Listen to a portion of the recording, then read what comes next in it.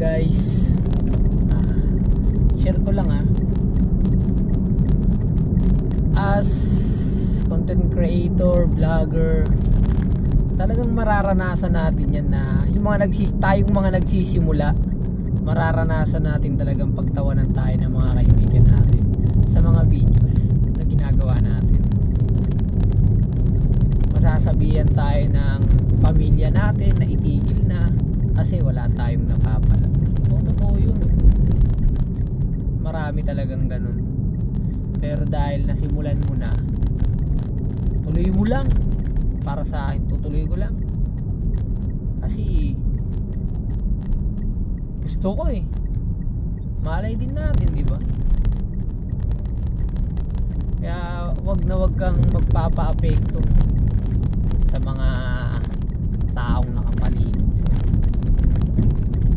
Nagtataka lang talaga ako sa pamilya mo pa, kaibigan mo pa, mga kaibigan mo pa talaga hindi susuporta sa'yo. Yun ang totoo. Kaya saludo talaga sa mga sumuporta sa page ko.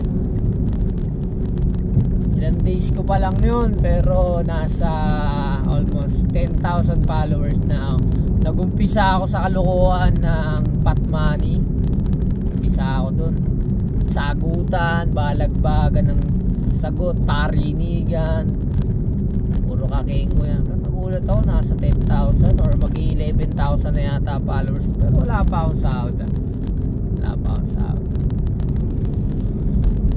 Sa bilang content creator talaga, minsan makakaramdam ka talaga ng dismaya. Nadidismaya ka kasi bakit hindi ka sinusuportahan ng iba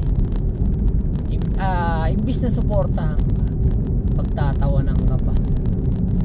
Tapos imbis na suportahan ka, ina-down ka pa. Yun yung pinakamasakit. Minsan galing sa pamilya, minsan galing sa tropa.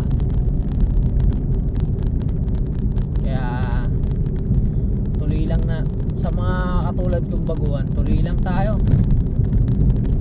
tuloy lang ng tuloy, abante lang ng abante, may mararating